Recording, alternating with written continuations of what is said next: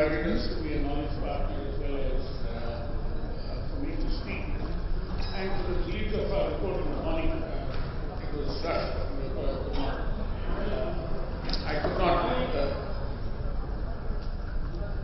Therefore, I could not acknowledge my thanks to the Bengal Chamber for this. Is my voice audible? Yes. Okay, good. Now, what I'm going to speak about in terms of consumer characteristics, what I started just before lunch, is that as consumers, we are environmentally and socially conscious. In the earlier session, there was a reference to Bureau of Energy Efficiency, which is doing rating. It's a standard setting body. There is a similar standard setting body that we had advocated for and achieved under the Ministry of Environment and Forests for environmental labeling. How can we create more environmentally friendly products? And therefore, what BE does in a sense also rates products which are environmentally friendly, which consume lesser energy, and therefore you have the star rating. Now, EcoMark was launched in '93, and about 14 or 15 products are there. Even today, except that consumers are not aware of it. So the lack of political will and the usual siloed approach in our government, that while the Central Pollution Control Board is developing the eco-label criteria, the Bureau of Indian Standards is supposed to award the certificates. And the Bureau of Indian Standards awards the certificates. Their attention is given more to what are the ISI products rather than EcoMark. And we are hoping to revive it again.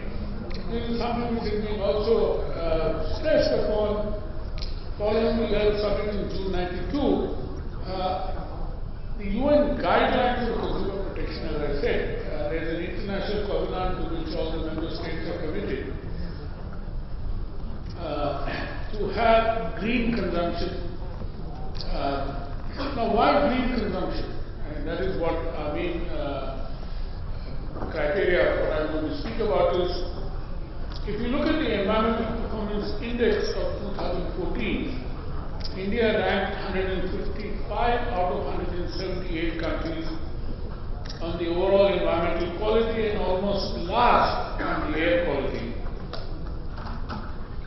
Another survey by WHO finds that 13 of the 20 most polluted countries in the world is in India. Let me give you an example as to what we are doing in terms of water pollution. We are setting up standards for auto pollution. Bharat 1, Bharat 2, Bharat Stage 3, Bharat Stage 4. Now there is a debate going on, and the automobile industry is of course quite reluctant to raise the standard and accept what is called Bharat Stage 4. Be that as it may, a recent World Bank study claims that environmental degradation costed India a hopping $80 billion a year, which is nearly 5.7% of our GDP. So in 2009, since the report was discussed, now 5.7% of our GDP is a huge number.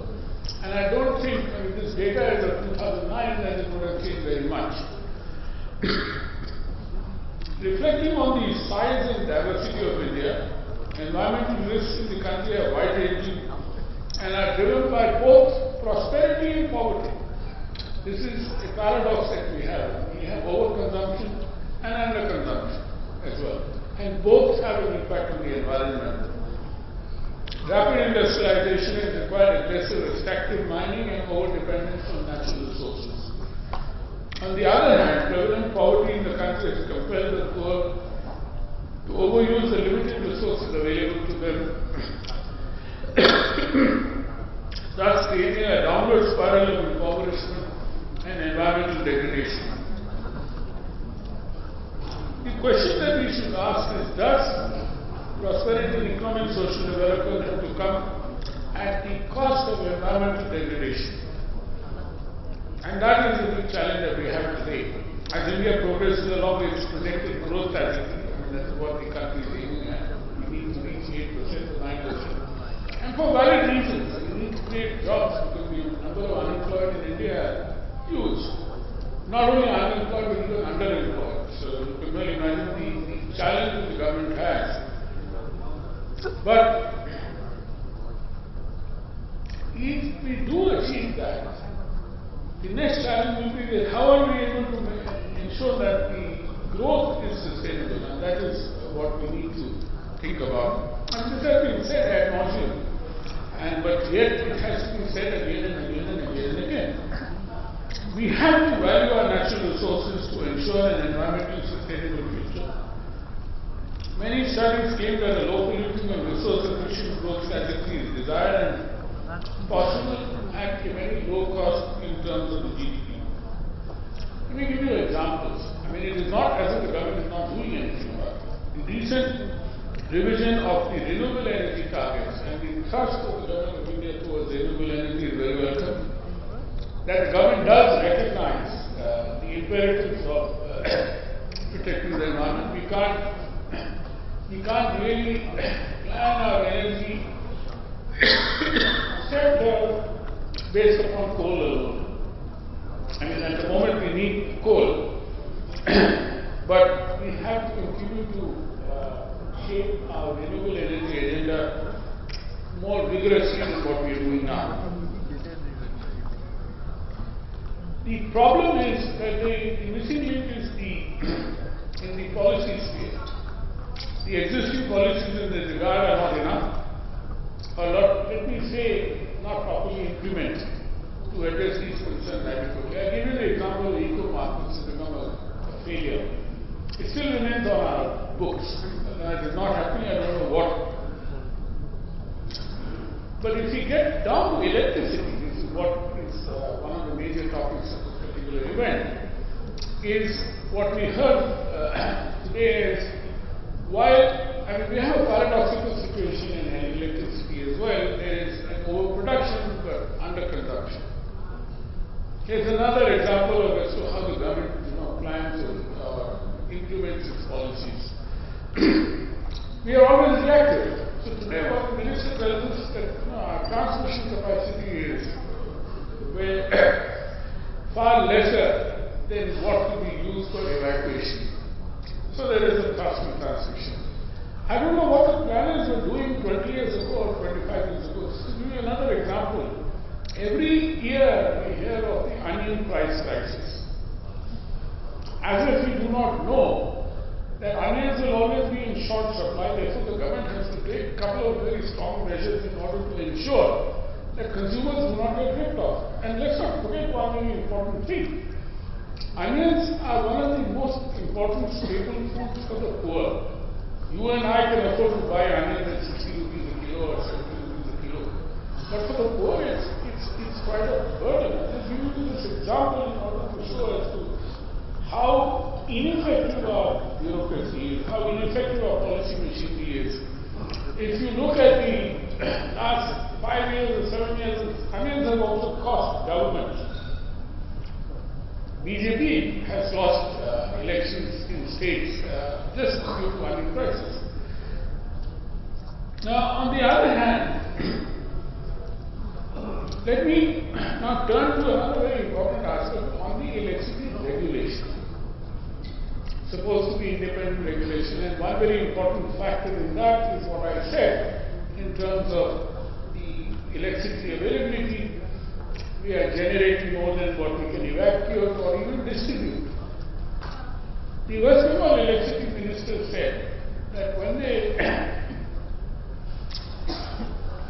went into the government, only 30% area of West Bengal was covered with electricity supply. Really, I'm talking about simple access, not in terms of supply. Today, he claimed that we've now been able to achieve about 80%. And I don't know whether many of you people know, because of lack of connections, West Bengal used to be a power surplus state. And it was selling power to other deficient states at 10 rupees a unit, at 20 rupees a unit, depending upon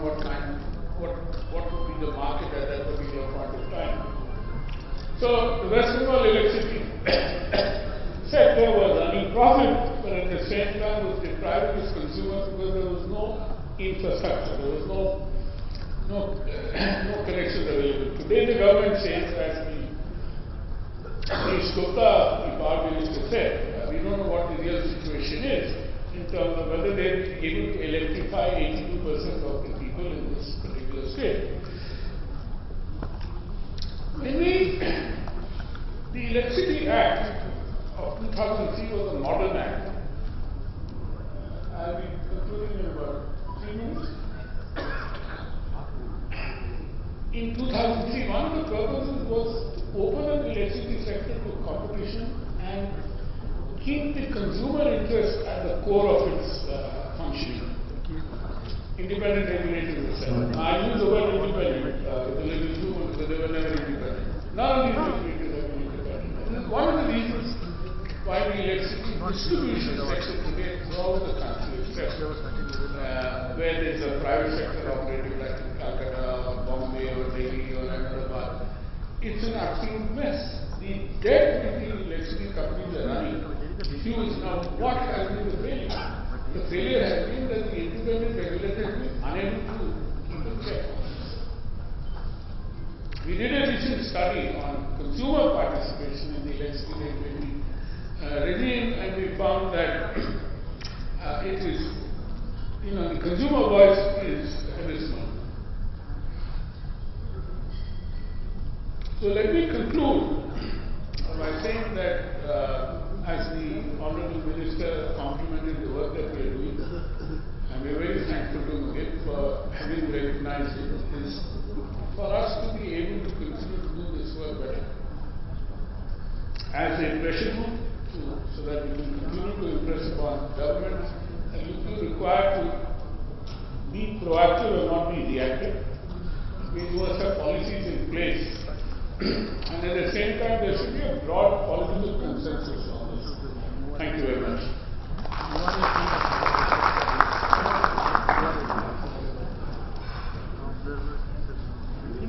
Thank you very much, sir.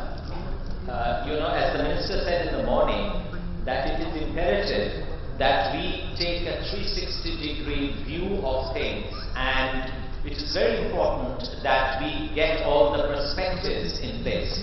Your points have been noted, sir. Whilst the morning session looked at the big vision, set out the policy, the real challenge comes in the delivery of that policy. And in the afternoon, we have a very interesting speaker right now who is going to help in this process of delivery, in coming out with mechanisms and facilitating and supporting the mechanism process to deliver the vision, to realize the policy of the government.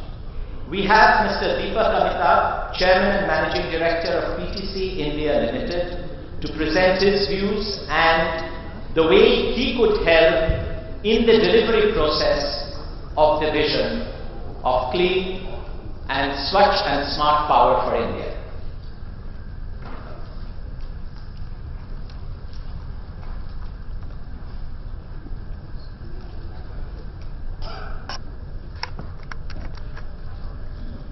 Thank you, Devji, for kind words, and thankful to Bengal Chambers of Commerce. I am coming in this for this chamber for the first time, and I was amazed at the wide topic, the range of topic which they have chosen today. I have just made a small presentation. This will be available, but I am just going through them so that it's simpler to comprehend, because power is considered to be a very complex subject. The energy demand has been rising, and today we are producing 1,000 billion units, and we expect to doubling it up by 2022. But India has a very, very poor consumption of electricity per capita consumption. That is only 2.76 units per day compared to 39 and 51 done by USA and Canada respectively. And we are the fourth largest producer and the fourth largest consumer in the world and production also has expanded at CAGR of 6.4% in last 8 years, and power generation capacity CAGR of 9.4%. And that is the reason that the PLF, because generation has been faster than the production and generation, there is slight mismatch because of lack of coal, etc. And therefore we have seen the falling power plant load factors. Now, before we came into setting up a power market post 1999, it was, I don't want to dwell upon because this is very well known. There were monopoly at the State Electricity Board, and generators were there, long-term bilateral contract. Utilities would back down in case of low demand and resort to load shedding in case of excess demand. So this was the scenario at that point of time. What happened later on, that there was a need felt for creation of a power market because three needs were felt. Need for investment, getting private sector investment into the Indian power sector. Then there was a need for efficiency also, that because India has a geological diversity, concentration of demand and supply in different pockets of India. Then there are seasonal variations. Kashmir, Himachal Pradesh, surplus in summer and deficit in winter. So this was an ideal situation to tap a power market, which was not done for the initial 40 years since independence. And this also led for the need for trading solutions, that generators needed to focus on their generating business. They were apprehensive about the payments of the state electricity boards and market for power if they had some merchant capacity. Then similarly the banks, the financial institutions, I am talking about 99-2000, they were also apprehensive that why should they lend to a private developer, whether he will be able to collect the money from the distribution companies or that time state electricity board.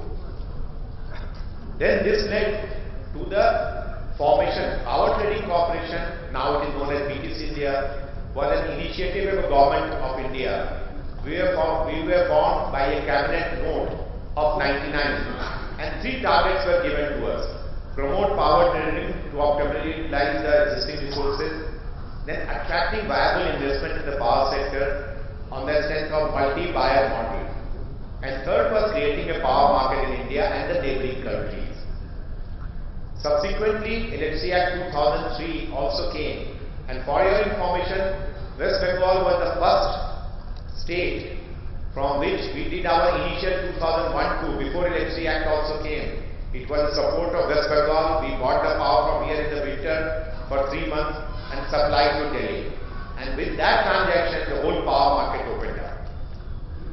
Then Electricity Act 2003 defined trading as a distinct activity requiring license, and the concept of open access was also introduced. And with the introduction of power trading, power at least now is treated and perceived as a commodity. That it's not something which is freely available, it has to be paid for, and efficiencies have also come in. In case of plant outages, states have an option to procure power from alternative sources. Then this also led to new capacity addition with bankable PPAs, because we have seen since 2003-4 until now, about IPPs have significant share, the independent power producers, about 38% in the installed capacity. Now this is the current industry structure, multi-buyer, multi-seller model. You can directly sell, a generator can directly sell to a consumer, to a distribution utility, directly or through traders. So it's a multi-buyer, multi-seller model which is well established, and we have the transmission and distribution in between. And there are captive generators, there are captive consumers, then there are, these are the type of consumers, agriculture, domestic, commercial industries, others. Today most of them are catered by the utilities, but there is a need which has been felt that whether if the utilities are not doing their job which they are supposed to do to the best extent, and if the theft and dacoity etc. losses, I am not talking about T&D genuine losses, they are not able to bring it down, should we not open up the market Should there not be the segmentation in the customers as we have been seen in the telecom sector? So that these are the things which are being debated, and let's see what happens in the future. Now, these are the roles of power trading solutions which we introduced, and now it's a very well established thing. I don't want to get into these because these are available on the site. Now, what has been the role of traders as an intermediary? A lot of people have always asked this question, not only in India but abroad also, that what is the requirement of a trader? So I have said that even from a seller side also, he sees certain interest, he sees certain benefit, and similarly from buyer's perspective also, there are interest. And this is the mix of these, the ensured payment security, facilitation of energy settlement, ensured power for testing and commissioning of power stations. All these things have genuinely led to a very vibrant power market in India today. And the short-term market which is there is about 10% today. So out of 1,000 billion units which are being generated today, about 100 billion units comes to a short-term market. Many of them through the bilateral trading, some of them through the power exchanges which cater to the day-ahead market, and there is a UI mechanism also. So all those combined together is around 9 to 10%. Now, this is the scenario as of today. These are the power trading solutions that you can go for a long-term contract also. Duration of contract used to be 25 years for thermal and 35 years for hydro. And you also get long-term open access for a period of 12 years to 25 years. Then there was no medium term. So we introduced 4-5 years back a concept of medium term, which is more than 1 year and can go up to 7 years. See, internationally, 5 to 7 years is considered to be long-term contracts. So in India, from 25 years, we are trying to get into a medium term, because medium term helps also. See, there is so much of uncertainty in next 15 to 20 years, no one can visualize today. But 5 to 7 years, something which is foreseeable with certain corrections. So medium term is turning out to be the more and more acceptable form of solution. And there is a short-term bilateral up to 1 year, as I said, short-term through power exchanges, day-ahead market, and there is a deviation settlement mechanism, the UI mechanism, which takes place and which is mainly to discipline the grid, so that there is no overdrawal of power, and if there is an overdrawal and if the frequency falls below 50, huge penalties are there. So the market, short-term market gives you a benchmark price. So then that helps people, utilities in taking decisions, then in scheduling properly their power for the next 24 hours. Now, I'll just touch upon the suitability of various contracts, but I don't want to get into details because of the lack of time, so I'm leaving it here. Similarly, medium-term contract which I have talked about, there are challenges, and there are challenges only bring out the solutions basically. As the Minister was rightly saying, that you have to first find out the dots and start connecting, and then the solutions emerge. Then we have been very much associated with the development of regional power market. Like India and Bhutan, today Bhutan's generating capacity is about 1400 megawatt. Whatever surplus is there, PTC is buying all the power and bringing it as cheap sources of power to the eastern utilities. Most of them it is being sold to the eastern part of India. And another 10,000 megawatt is likely to be added by 2026. By 2017-18, 3,000 megawatt, Pune Sankyu 1, 2 and Mangde 2, these three are going to come up in next 2 to 3 years time. And they are all going to be used by the Indian power market. Similarly, between India and Nepal, today there is hardly any connectivity. Some connectivity through Bihar lines and UP lines. So about 100-120 megawatt is being supplied to them. And PTC also pitched in the winter season when there is a huge shortage in Nepal, we supply 30-40 megawatt. But what we have done, and that is the type of solution, when you are talking about delivery mechanism. See, there was an issue in Nepal. They were always under impression that India is only interested in development of Nepal power sector for India's use, India's consumption. We just changed that perception. 3 years back, we went there. We said, you the total generation capacity today there is about 700 megawatt only, and there is no base load. These are all small hydro plants. So in winters, when their maximum requirement is there is hardly any power. So we explained them the concept of base load. So today we signed a 150 megawatt long-term 25 years power contract from a plant which is coming up in Chhattisgarh and sold to Nepal Electricity Authority for 25 years. Now based on that contract, which is a bankable contract, that first transmission line is being now set up, which should get commissioned during this financial year itself, and we will be able to now export power for some time till the time Nepal's hydro potentials develop, and then we can, so same line can carry back that power. Similarly, between India and Bangladesh, I think 2010, the meeting between the two prime ministers led to the first line getting commissioned in 2013 October, which now caters to 500 megawatt. 250 megawatt PTC is supplying power from the West Bengal.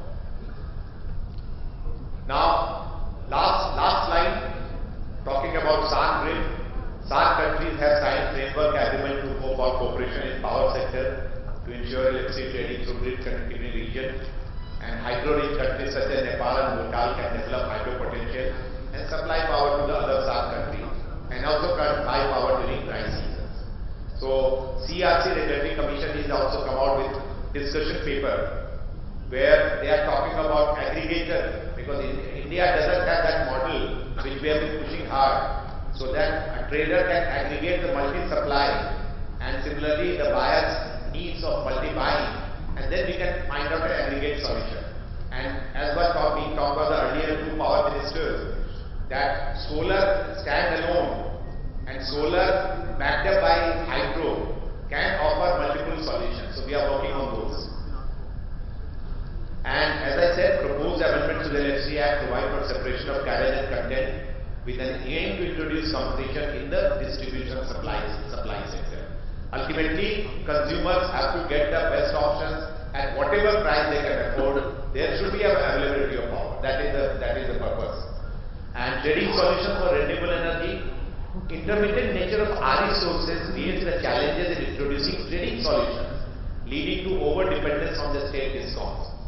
More accurate forecasting technique. We have started working on that delivery mechanism. That forecasting technique is going to become very important, especially when Government of India is talking about 100,000 megawatt of renewable, whether wind or solar. So then the forecasting becomes more and more important, and the way international trading markets are doing, I see next 3 to 5 years, India also will be replicating many of these.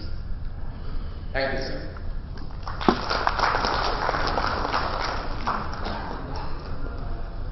Thank you very much, Deepak, for sharing what PTC is currently offering and also the way forward in terms of their plans going